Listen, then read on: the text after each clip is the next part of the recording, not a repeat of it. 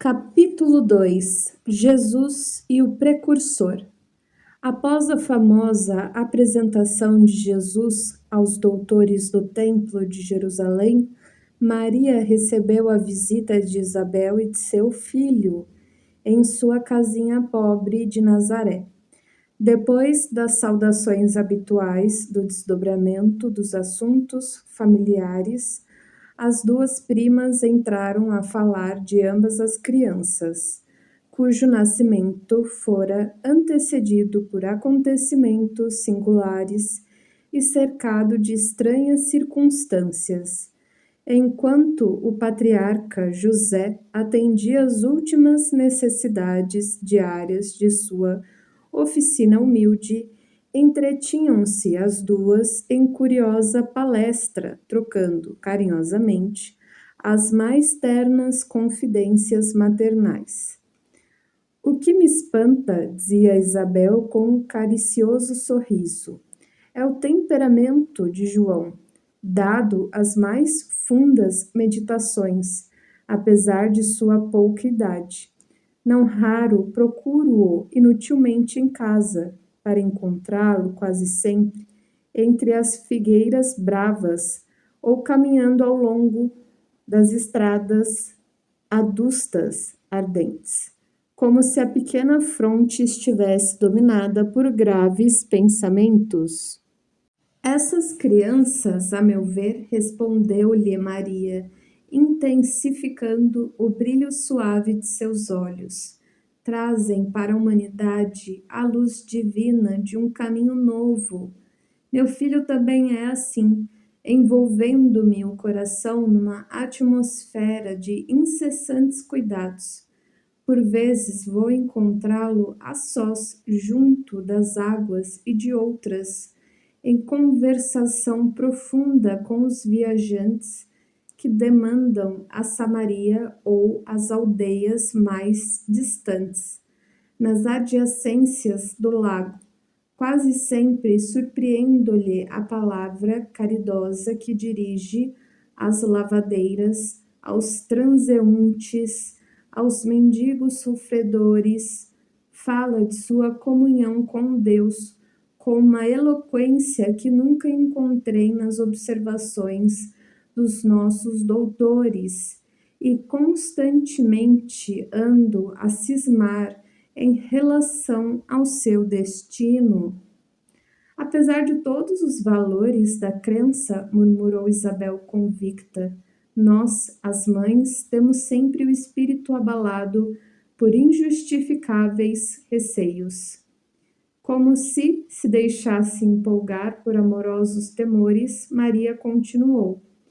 Ainda há alguns dias estivemos em Jerusalém, nas comemorações costumeiras, e a facilidade de argumentação com que Jesus elucidava os problemas que lhe eram apresentados pelos orientadores do templo nos deixou a todos receosos e perplexos. Sua ciência não pode ser deste mundo, vem de Deus, que certamente se manifesta por seus lábios amigos da pureza. Notando-lhe as respostas, Eleazar chamou a José em particular e o advertiu de que o menino parece haver nascido para a perdição de muitos poderosos em Israel. Com a prima lhe escutar atentamente a palavra, Maria prosseguiu de olhos úmidos após ligeira pausa.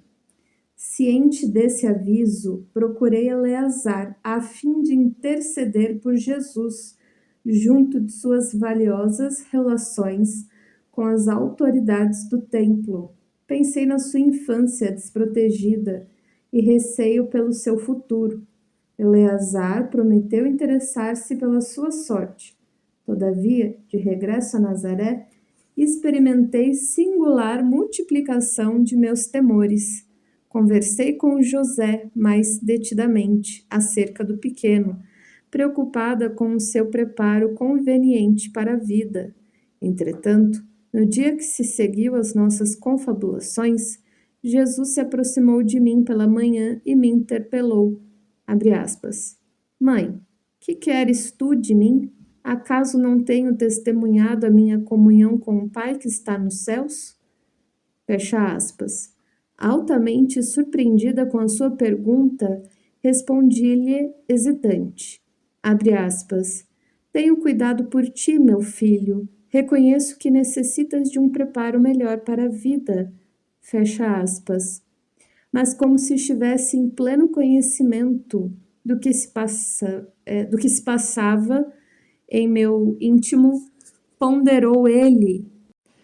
Abre aspas. Mãe, toda preparação útil e generosa no mundo é preciosa.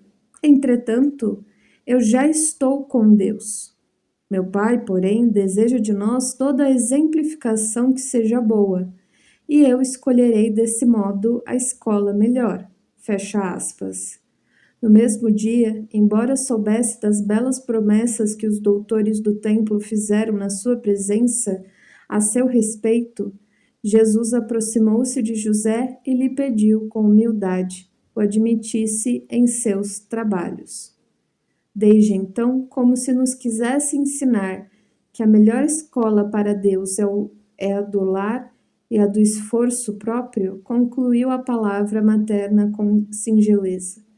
Ele aperfeiçoa as madeiras da oficina, empunha o martelo e a enxó, instrumento de cabo curto e chapa de aço cortante, que serve para desbastar peças de madeira, enchendo a casa de ânimo com a sua doce alegria. Isabel lhe escutava atenta a narrativa e, depois de outras pequenas considerações materiais, ambas observaram que as primeiras sombras da noite desciam na paisagem, acinzentando o céu sem nuvens.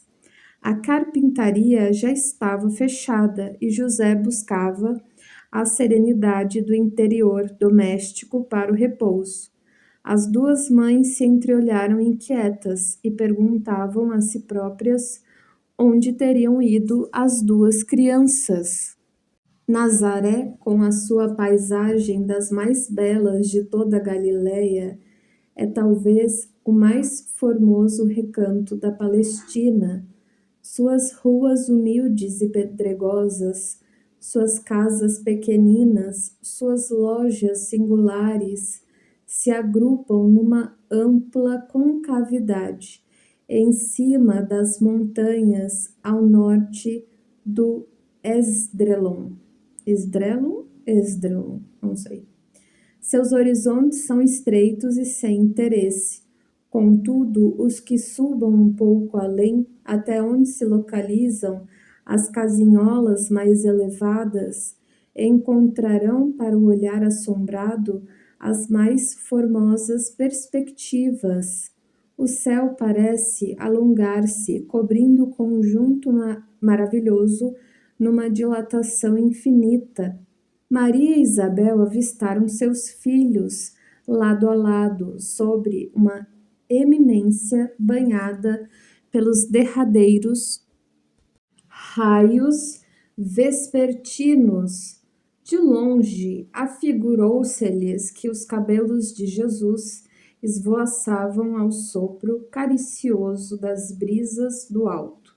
Seu pequeno indicador mostrava a João as paisagens que se multiplicavam à distância, como um grande general que desse a conhecer as minudências dos seus planos a um soldado de confiança. Ante seus olhos surgiam as montanhas de Samaria, o cume de Magedo, as eminências de Gelboé, a figura esbelta do Tabor, na qual mais tarde ficaria inesquecível o instante da transfiguração, o vale do rio sagrado do cristianismo, os cumes de Safed, o golfo de Carraufa,